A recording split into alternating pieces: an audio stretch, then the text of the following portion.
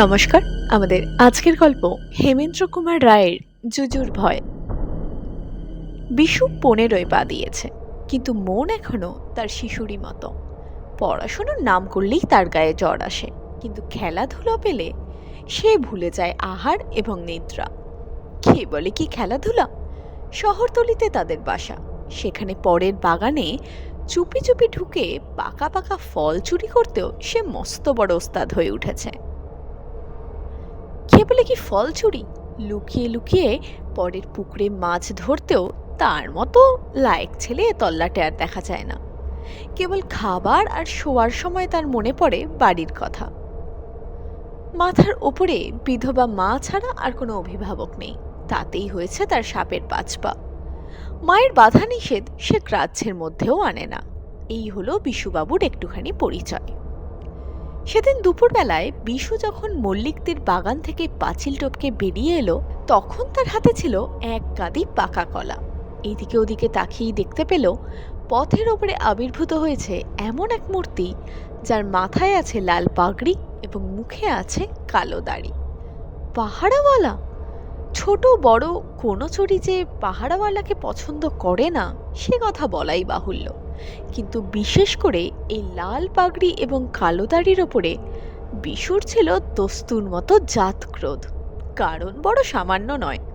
গেল মাসে ঠিক এই বাগান থেকেই তার চেলা এবং স্যাঙাত নিমাই চাঁদ যখন প্রকাণ্ড একটি কাঁঠাল হস্তগত করে নিরাপদ ব্যবধানে সরে পড়েছিল, তখন এই ছাতুখোর পাহাড়াওয়ালাটাই তাকে ক্যাঁক করে ধরে থানায় টেনে না নিয়ে গিয়ে ছাড়েনি। এত বড় অত্যাচার সহ্য করা অসম্ভব। এক লাফ মেরে বিশু অদৃশ্য হলো পাশের কচু ঝোপের আড়ালে, এবং দৈব গতিকে সঙ্গে সঙ্গে তার হাতে ঠেকল একখানা ইটের অর্ধাংশ। বিশু ভাবল পাহাড়াওয়ালাটা নিশ্চয়ই তাকে দেখে ফেলেছে, নইলে পায়ে পায়ে কচু ঝোপের দিকেই আসছে কেন?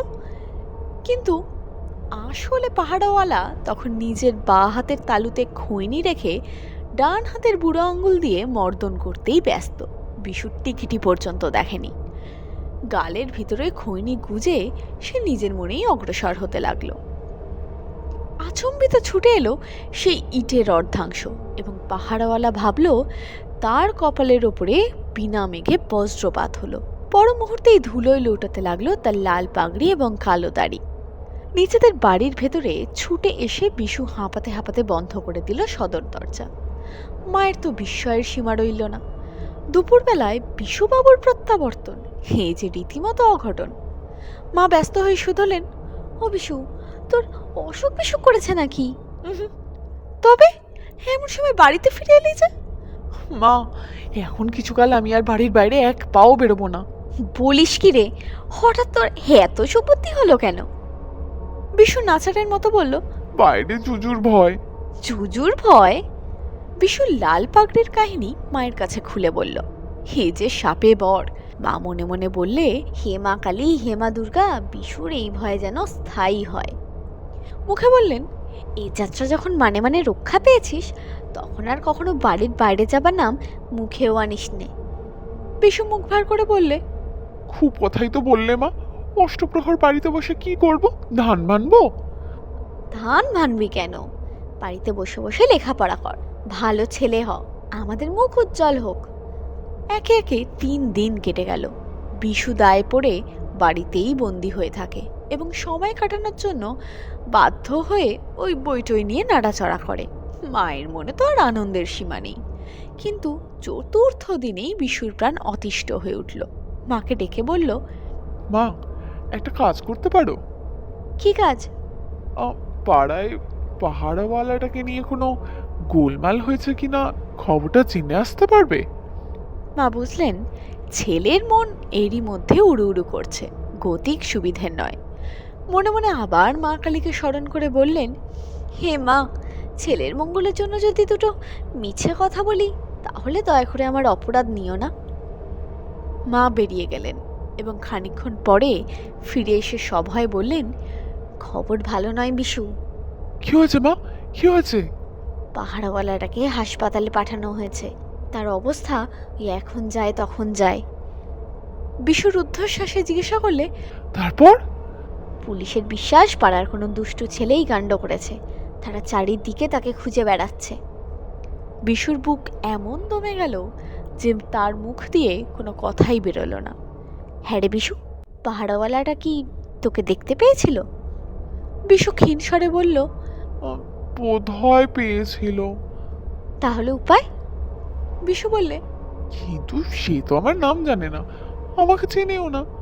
যদি বাড়ির ভেতর লুকিয়ে থাকি তাহলে কেউ আমাকে ধরতে পারবে না। মা আশ্বস্ত হয়ে বললেন, সেই কথাই ভালো বাবা, বাড়ির ভেতরে থাক, লেখাপড়া কর। হঠাৎ বিশুর মতিগতির পরিবর্তন দেখে পাড়াপড়শিরা বিস্মিত। লোকের মুখে মুখে বিশুর সুখ্যাতি। কিন্তু সুখ্যাতি শুনে আর কতদিন চলে? 2 সপ্তাহ কাটতে না কাটতেই বিশুর চরুকে পিঠ আবার সরসর করে উঠল। আবার সে মাকে ডেকে বলল, পাহাড়ওয়ালাটা কেমন আছে কারুর কাছ থেকে সে খবরটা আরেকবার নিয়ে আসতে পারবে? মা আবার খবর আনতে বেরিয়ে গেলেন। কিন্তু মিনিট 3 পরেই ছুটতে ছুটতে ফিরে এসে চোখ কপালে তুলে বললেন, কি সর্বনাশ, কি সর্বনাশ! কেন মা, কি হয়েছে? আরে বিশু, পাহাড়াওয়ালাটা মারা পড়েছে। বিশু আঁতকে উঠে বললে, হ্যাঁ, কি বলো? মা কপালে করাঘাত করে বললেন, আর বলি কি, তুই এইবার খুনের দায়ে পড়লি রে বিশু। আমার অদৃষ্টে কি আছে জানি না। বিশু বললে, তোমার কোনো ভয় নেই মা, আমি যদি বাড়ির ভেতরে থাকি কেউ আমার কিছু করতে পারবে না। মা মনে মনে হেসে মনে মনেই বললেন, "হুঁ, ভগবান তোকে সুবুদ্ধি দিক, আর আমার মিছে কথা ক্ষমা করুক।" 1 মাস কেটে গিয়েছে।